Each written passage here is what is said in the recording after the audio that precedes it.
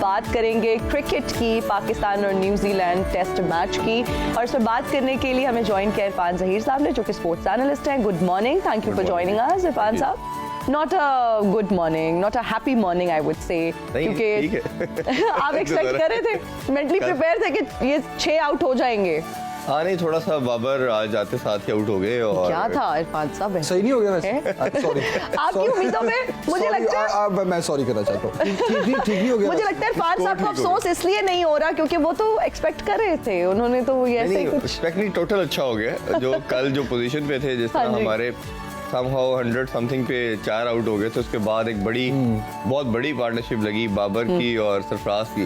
सरफराज ने वैसे धोखा नहीं दिया, वापसी पॉजिटिव रही है, आई वुड से। देखिए, अब याद होगा हम इंग्लैंड सीरीज में भी डेली बात करते रहे कि सरफराज को खिलाना चाहिए। जब रिजवान परफॉर्म नहीं कर रहे और वो डोमेस्टिक में सरफराज परफॉर्म कर रहे थे तो उनका बनता था, और मैं हमेशा कहता था कि उनको एक सीरीज पूरी दे देनी चाहिए।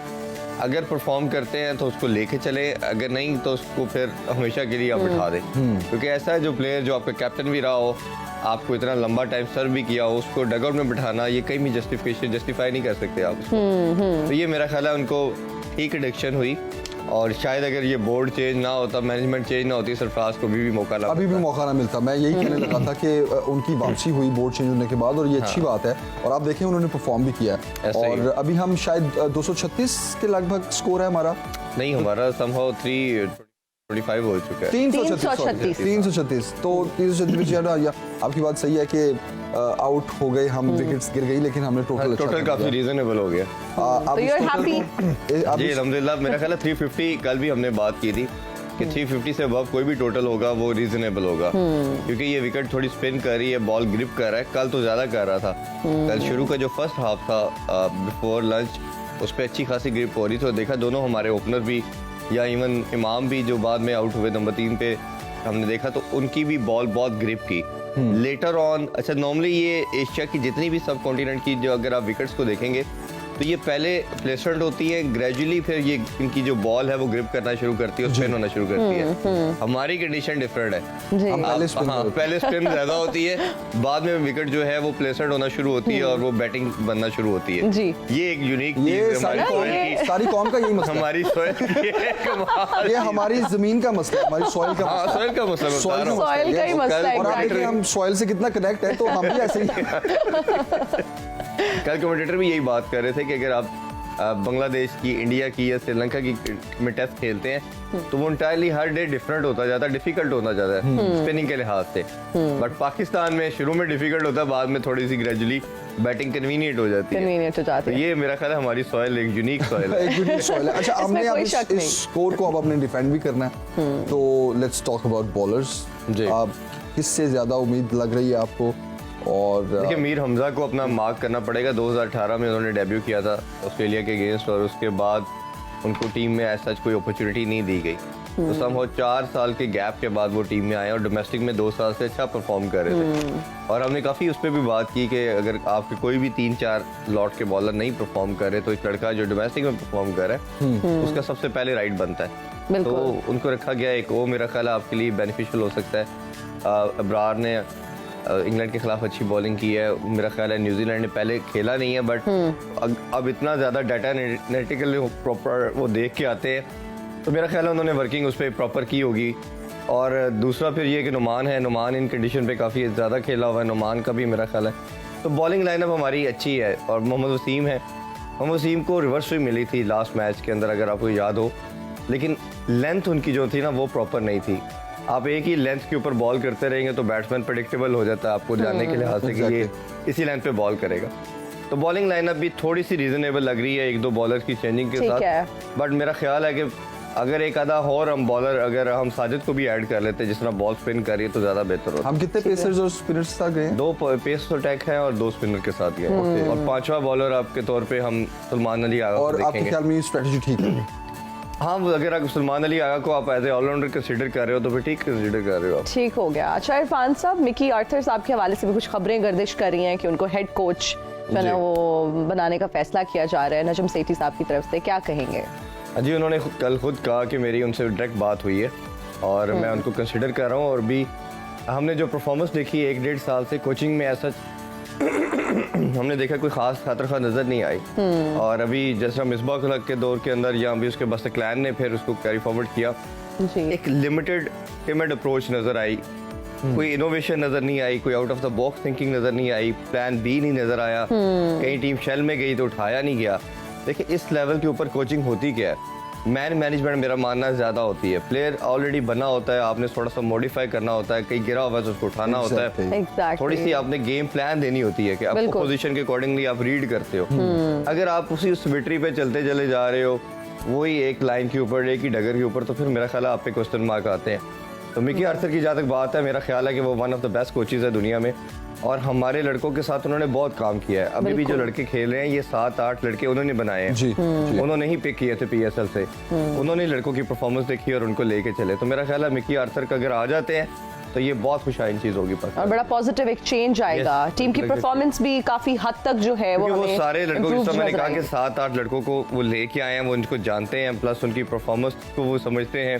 इन लड़कों को पर्सनली मेंटली भी बड़े करीब जानते हैं। उनको लड़कों के साथ उन्होंने जब एक कोच या कैप्टन लेके आता है ना टीम में, तो वो प्लेयर को बनाता भी है। तो ऐसा प्लेयर, ऐसा कोच अगर आपके साथ दोबारा आएगा तो मेरा ख्याल है उसको लड़कों को कम्प्रीहेंड करने में ज्यादा मुश्किल नहीं आएगी। बिल्कुल सही, बिल्कुल सही। इरफान साहब, गुड चेंजेस के साथ अभी टीम तो अच्छा परफॉर्म कर रही है, जिस तरह हम डिस्कस कर रहे थे, स्कोर भी अच्छा हो गया है, और उम्मीद लगाई जा सकती है इस कॉम्बिनेशन टीम के साथ कि हम न्यूजीलैंड से मैच जीतें। देखिए अभी पहली दफा इंग्लैंड के खिलाफ तो आपकी कभी उन्होंने पार्टनरशिप लगने नहीं दी। एक चीज नजर आ रही है कि इंग्लैंड की बॉलिंग लाइनअप या इंग्लैंड की जो अप्रोच है वो न्यूजीलैंड से बेहतर नजर आई। वो मेंटली ज्यादा टफ नजर आए, वो ज्यादा उन्होंने अटैकिंग क्रिकेट खेली। न्यूजीलैंड ने स्टार्ट अच्छा लिया, बट वो भी कहीं ना कहीं उनकी बॉलिंग के अंदर वो क्वालिटी नजर नहीं आई जो हमें इंग्लैंड के अंदर नजर आई। तो उस तरह अगर देखा जाए तो न्यूजीलैंड उतनी मुझे स्ट्रॉन्ग कैंडिडेट नहीं नजर आ रही जितनी इंग्लैंड की थी। ठीक है, बट ये है कि ये भी एक बड़ी प्रिसाइज और एक्यूरेट किस्म की क्रिकेट खेलते हैं। ये भी बिल्कुल अपने आप को गिरने नहीं देते न्यूजीलैंड वाले, खासतौर पे टेस्ट मैचेस के अंदर। तो ये बाउंस बैक तो करेंगे, और इनकी जो बैटिंग लाइनअप है वो बॉलिंग से ज्यादा अच्छी है। तो वो अगर आपसे कोशिश करेंगे कि ये भी किसी तरह रन्स को ज्यादा ऊपर लेके जाने की तरफ। न्यूजीलैंड के जो बैटर्स हैं वो टफ टाइम दे सकते हैं, हमारे टफ टाइम दे सकते हैं, और हमारी बॉलिंग भी उस तरह की स्ट्रॉन्ग नहीं है। हाल दो 1-2 चेंजिंग तो की है, बट उस तरह स्ट्रॉन्ग नहीं है जिस तरह हम पास में हमारी बॉलिंग लाइनअप थी। बट ये है कि थोड़ा सा एडवांटेज हमें, जब आप टफ क्रिकेट खेल के आए होते हो तो फिर आपको जो अपोजिशन थोड़ी सी भी हल्की मिले तो आप अच्छा खेलते हो। मेरा ख्याल है कि ये इस मैनेजमेंट के माइंड के अंदर भी चीज़ है, खासतौर पे बाबर आजम के माइंड के अंदर। अगर तो जीत जाते हैं किसी तरह, अच्छा परफॉर्म कर जाते हैं, तो शायद उनका सर्वाइवल हो सकता है। आपने जो वर्ड किसी तरह एग्जैक्टली किसी तरह, अच्छा प्लीज, किसी तरह की जोर लग रहा है ना, आप किसी तरह पे बहुत आपने स्ट्रेस हमें नजर आया। आप देखें नहीं उनकी परफॉर्मेंस खुद अपनी देखें कि टीम किस शेल के अंदर थी। उधर से उन्होंने 161 रन की इनिंग्स खेली, आजो के एक बड़ा अच्छा आसान कैच था जो ड्रॉप हुआ 12 रन के ऊपर, फिर उन्होंने कैरी किया उस अपनी इनिंग्स को, फिर मोमेंटम बनाया। तो बाबर तो अपना 100% से भी ज्यादा देगा कि हमने किसी तरह फिर निकलने लगा था किसी तरह जीत जाए तो उनकी है। क्योंकि अभी नजब शेट्टी साहब से कल क्वेश्चन किया गया बाबर आजम के हवाले से, तो उन्होंने यही कहा कि बाबर हमारा स्टार है, ये है, लेकिन मैं कैप्टनसी के हवाले से ये डिसीजन सेलेक्टर्स के ऊपर छोड़ूंगा। बट वो सहाफी ने कहा फिर उनसे कि ये तो चेयरमैन लगाता है, वो मुझे नाम दिए जाते हैं, फिर उस पर बात होती है, फिर हम देखते हैं। तो ये एक साइलेंट मैसेज भी था कि बाबर अगर अच्छा परफॉर्म करता तो शायद हम उसके साथ चले। Will remain the captain of the team. Will remain the captain। अगर ये सीरीज नहीं जीत पाते तो फिर आपको मैंने जैसे लास्ट में बताया था कि 2-2.5 मंथ का गैप है, फिर पीएसएल आ जाएगा। क्या लग रहा है बाबर आजम के लिए लास्ट चांस है ये लास्ट चांस है। अगर तो पाकिस्तान न्यूजीलैंड से जीत जाता है तो बाबर कैप्टन रहेंगे। ठीक है, लक के ये बहुत धनी है। ये मैं आज नहीं, मैं इससे पहले को 5-6 दफा मुझे ये न्यूज मिली और बड़े कंफर्म राय से मिली कि बाबर को ये लास्ट अपॉर्चुनिटी है और बाबर कैप्टनसी से हटाया जा रहा है। आप यकीन करें जब ये डिसीजन हुआ पाकिस्तान जीत गया। ये इससे पहले 4-5 दफा। अच्छा, इसलिए आप किसी तरह कह रहे थे। अच्छा, अब समझ आइए कि आप पाकिस्तान के जीतने के चांसेस ज्यादा हैं। रोशन पिछले बोर्ड के अंदर भी इसी तरह हुआ कि आप एक आधी सीरीज है हारे, बुरा खेले, तो ये डिस्कशन में आ गई चीज। ये एक लास्ट, आपको पता है, एक लास्ट चांस दिया, चले ये सीरीज के बाद हम चेंज कर देंगे। अब वो जिस सीरीज में ये डिस्कशन होती है कि ये इसके बाद इसको चेंज कर दिया लास्ट चांस है बस, उसमें वो अच्छा परफॉर्म कर जाते हैं। और इसमें इतनी लक मैंने किसी कैप्टन की नहीं देखी। अच्छा, अगर 2-3 नाम और जाते हैं तो वो क्या, कौन कौन से नाम? T20 के अंदर तो शादाब को कंसिडर किया जा रहा है, शादाब के लिए लेकिन सिटी साहब की और मिकी आर्थर अगर आ जाते हैं जी। तो आई थिंक सो कि they will go again for Sarfaraz अच्छा अच्छा। T20 के लिए T20 और ओडीआई के लिए। अच्छा ओडी दोनों Okay. के सरफराज के लिए। और अगर टेस्ट की बात करें तो शान मसूद को कंसिडर किया जाएगा। ठीक है। शान मसूद ने टेस्ट में बहुत किया, क्योंकि अगर मिकी आर्थर कोच आ जाते हैं तो ये फिर आप ये छोड़ देंगे, टीम सिलेक्शन वगैरह सब कुछ ये की जाएगी, ये फिर वो मिकी आर्थर करेंगे। जितना वो स्ट्रॉन्ग हेडेड बंदा है, उसको अपना काम करवाना आता है, वो किसी की नहीं सुनता।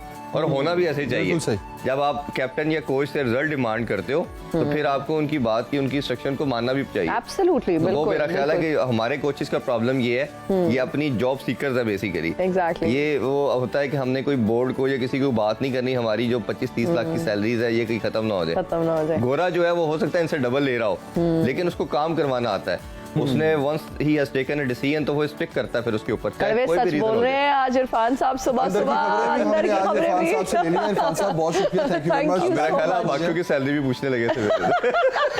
ये अभी सवाल हम- कल के लिए, कल ये सवाल कल के लिए हम मैं तो अभी रखेंगे। पूछ बाकी लूंगी सैलरी। जब प्रोग्राम का, क्योंकि वक्त खत्म हो चुका है तो मैं इतना वेट नहीं कर तो सकती। इरफान साहब बहुत Curiosity. शुक्रिया, thank you very much for joining us.